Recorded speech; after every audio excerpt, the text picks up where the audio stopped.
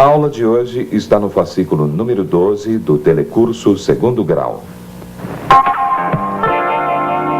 Fundação Roberto Marinho, em convênio com a Fundação Padre Anchieta, apresenta Educação Permanente. Telecurso 2º grau. Atualização de conhecimentos. Exames supletivos.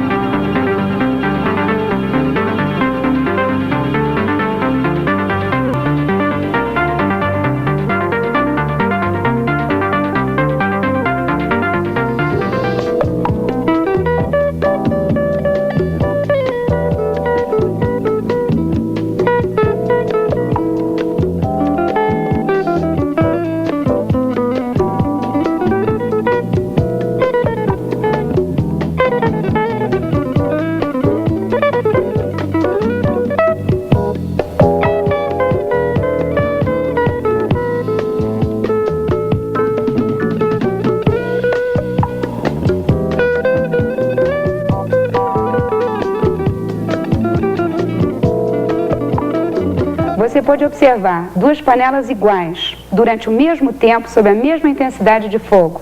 A água da panela menos cheia esquentou mais depressa, ferveu mais rapidamente, não foi? Pense nisso, a quantidade de calor. Só que a panela com menos água esquentou mais depressa. Dois objetos ganhando a mesma quantidade de calor sofreram diferentes aumentos de temperatura.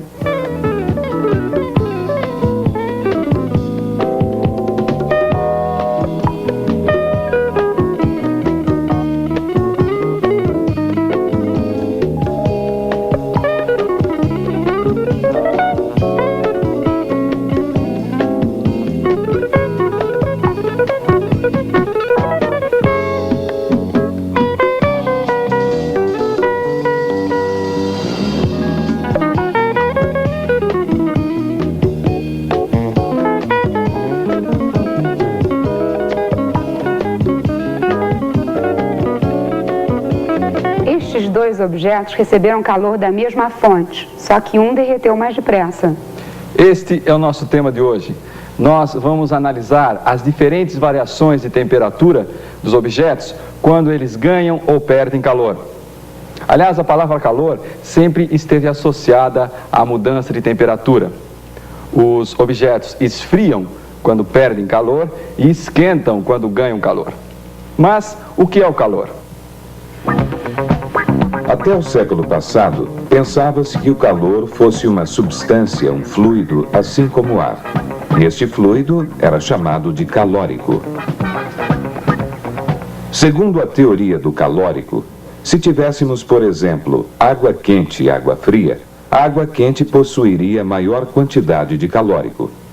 Quando elas fossem misturadas, a água quente perderia calórico para a mais fria, até que as quantidades de calórico fossem iguais.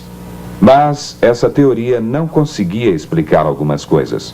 Por exemplo, se existe a tal substância que é perdida por um objeto ao esfriar e ganha por outro ao esquentar, por que então o peso de um objeto é o mesmo estando ele quente ou frio? Nesta teoria do calórico, a caloria era a unidade de medida. E a caloria era definida como sendo a quantidade de calórico necessária para elevar de 1 grau Celsius a temperatura de 1 grama de água. Ainda hoje, a caloria é utilizada como unidade de medida do calor. Mas hoje, em vez de medirmos a quantidade de calórico, medimos energia. Hoje, calor é considerado uma das formas de energia. Portanto, atualmente, quando se fala em calor, falamos de uma forma de energia, que pode, por exemplo, ser medida em calorias, como também em joules. Calor é energia, energia térmica. Agora que você já recordou que calor é uma forma de energia, tente compreender o seguinte fato. A temperatura de diferentes objetos varia de maneira diferente quando esses objetos ganham ou perdem calor. Vamos exemplificar este fato mais uma vez. Aqui nesse jardim, como em toda a cidade, está fazendo um dia de forte calor. A temperatura está quase atingindo 40 graus Celsius. O calor do sol está agindo na mesma intensidade na grama onde eu estou sentado, como nesta parte cimentada. Se eu tentar andar descalço aqui na grama, eu vou conseguir. Mas se eu tentar na parte cimentada, eu não vou conseguir. Porque apesar dela estar recebendo a mesma quantidade de calor do sol, a sua temperatura é muito mais elevada. Vamos seguir agora as explicações que o Eliseu vai dar para a gente sobre as diferentes variações na temperatura dos objetos sob a ação de uma mesma fonte de calor.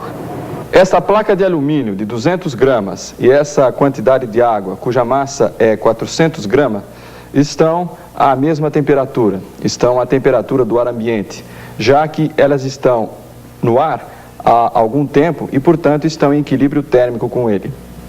Nós temos aqui duas chamas idênticas e eu vou colocar essa placa de alumínio numa delas e vou colocar essa quantidade de água na outra.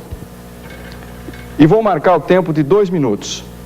Nesse intervalo de tempo, elas devem receber a mesma quantidade de calor.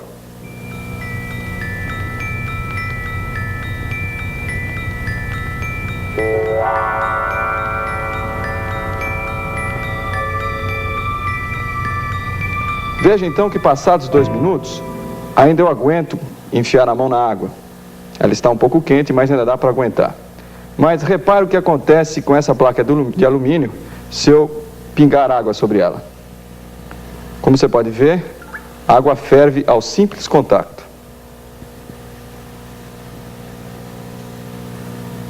Como você viu, aquela barra se aqueceu muito mais rapidamente que a água. Por outro lado, se tivéssemos uma enorme barra de alumínio, ela não iria se aquecer tão rapidamente. O fato é que a temperatura dos objetos variam de maneira diferente quando eles ganham ou perdem calor. E essa variação de temperatura depende do tamanho do objeto, quer dizer, de sua massa. E depende também do material de que é constituído o objeto. Qual é a grandeza que exprime esse fato? Essa grandeza é chamada capacidade térmica. Seu valor nos dirá, para um objeto qualquer, qual é a relação entre o calor que lhe é fornecido ou retirado e a variação de temperatura que isso acarreta nele. Vamos considerar aquela barra de alumínio de 200 gramas que inicialmente estava a temperatura de 20 graus Celsius. A experiência nos mostra que se nós fornecermos 160 calorias para aquela barra, o que vai ocorrer é que a sua temperatura vai passar de 20 para 24 graus Celsius, portanto, ocorrendo uma variação de 4 graus Celsius em sua temperatura. E a experiência nos mostra também que se nós fornecermos 320 calorias para aquela placa, a sua temperatura passaria de 20 para 28 graus Celsius, portanto, ocorrendo uma variação de 8 graus Celsius em sua temperatura. Mas reparem bem uma coisa, 160 provocou variação de 4 graus. Vamos ver o que dá isso. 160 para 4, nós teremos 40 para 1. Então, nós teremos 40 calorias para cada 1 grau Celsius.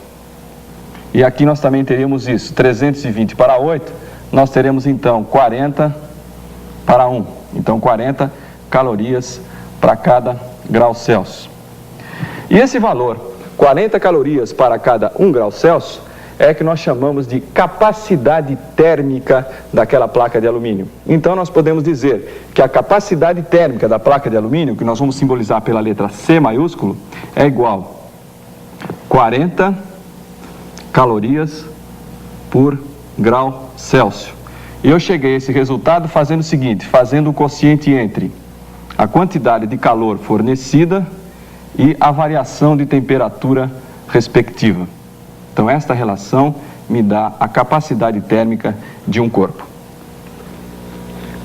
Por favor, foi dito que o aumento de temperatura do objeto é proporcional à quantidade de calor absorvido, não é isso? Eu pergunto então o seguinte: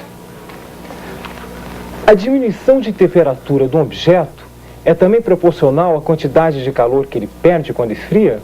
Ah, sim, certamente. Da mesma forma, o bloco de 200 gramas de alumínio, por exemplo, esquentou de 1 grau Celsius quando absorveu 40 calorias. Para perder 40 calorias, sua temperatura também vai diminuir de 1 grau Celsius.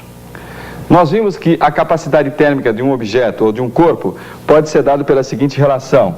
C maiúsculo, capacidade térmica, é igual o calor fornecido, a quantidade de calor fornecido, dividido pela variação de temperatura que o corpo sofre.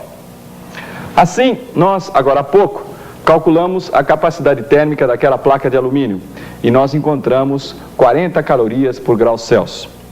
Agora, essa placa está aqui, veja bem, eu já posso colocar a mão sobre ela, que ela já esfriou o suficiente.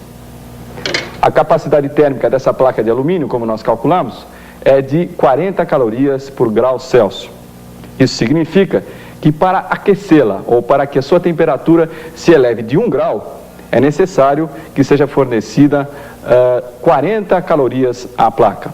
Por outro lado, se nós queremos que ela esfrie, é necessário que sejam retiradas 40 calorias para cada 1 grau que sua temperatura diminua. Muito bem, essa capacidade térmica é muito pequena em relação à capacidade térmica dessas 400 gramas de água. Veja bem, eu ainda colocando a mão na água, eu sinto que ela está um pouquinho quente ainda. Embora, inicialmente, ela tenha se esquentado menos que a placa de alumínio. Isso porque a capacidade térmica dessas 400 gramas de água é muito maior do que a capacidade térmica da placa de alumínio. A capacidade térmica dela é de 400 calorias por grau Celsius.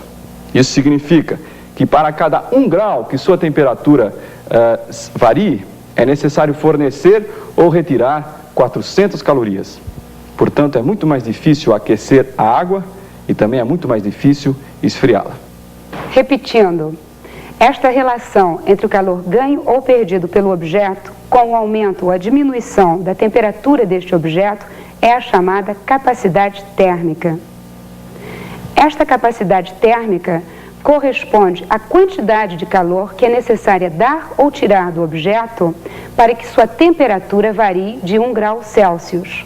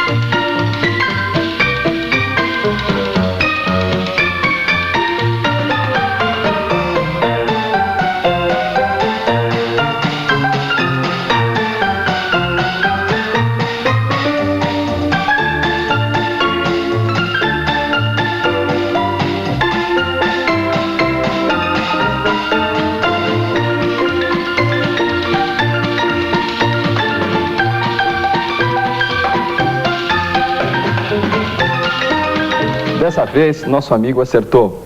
Dentro da água, que no caso da piscina tem uma grande capacidade térmica, ele se manteve aquecido, pois uma grande quantidade de água se esfria muito lentamente. E para que a temperatura da água, de uma grande quantidade de água, diminua de 1 grau, uma grande quantidade de calor deve ser liberada. Bem, vamos parar por aqui.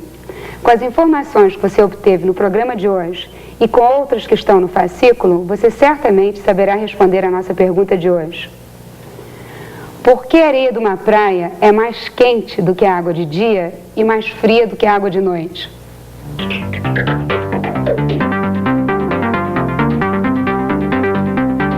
Lembre-se, toda sexta-feira é dia de fascículo novo nas bancas.